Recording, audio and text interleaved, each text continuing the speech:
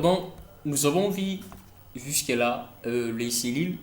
Essayons un peu de parler des feuilles. Ce- Et avant d'introduire tout, premièrement, j'aimerais dire quelque chose.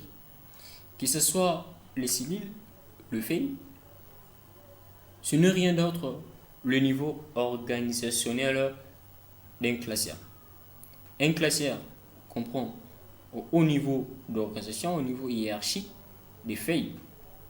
Les feuilles à leur tour contiennent des calendes ainsi que des lignes et par après nous verrons aussi bien les cellules. Ce qui veut dire les cellules vont se constituer de manière horizontale ou verticale pour former soit horizontalement le ligne, verticalement les colonnes. Il y aura cet ensemble et tout cela pourront constituer une seule feuille et l'ensemble des feuilles pourront alors être ce qu'on a appelé un classeur. Et c'est donc pour ajouter, tout premièrement, comment ajouter d'autres feuilles dans votre classeur. Et c'est simple, voilà où est indiquée la feuille. Nous voici.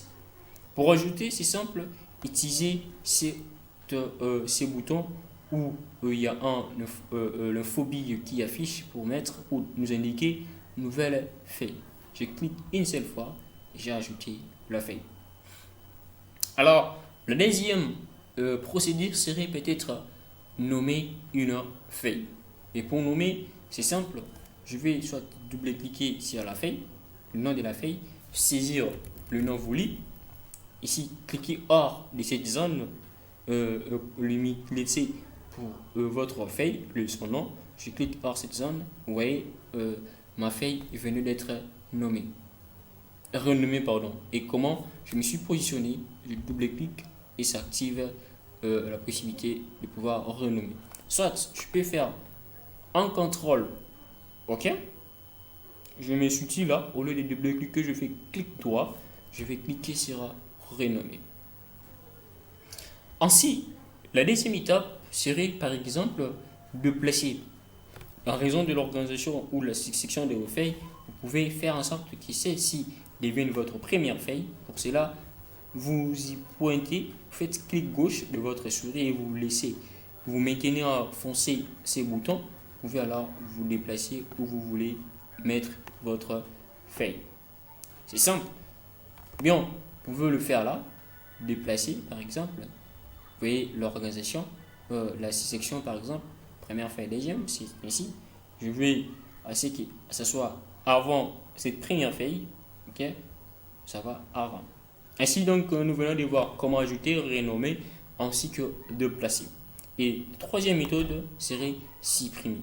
Vous pouvez insérer, tout comme nous l'avons vu à cet endroit. Pour masquer, nous avons vu également cela.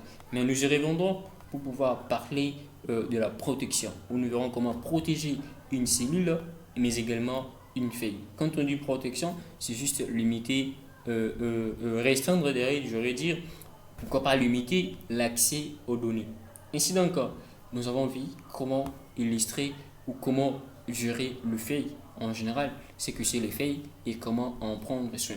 Ensuite donc, je vais illustrer ce que nous avons vu avec la référence des feuilles. Admettons que je suis là, il s'agit bien, je vais mettre un nombre, 55. Bien, il s'agit bien d'une donnée, élève. Je m'excuse, je me tiens là, je dis élève, élève. Il y a un nombre, c'est 5000. Je copie là, je vais le rendre un peu plus lisible avec le format, comme ça. J'ouvre, personnalisé, je prends ceci pour le milieu, je suis là. Élève, c'est la cellule C4. Feuille, je crie fly, info, fly seulement. Ok? Cellule C4 feuille tout comme ça. Je rentre au niveau de ceci. Vous voyez, je vais écrire riz, dessin.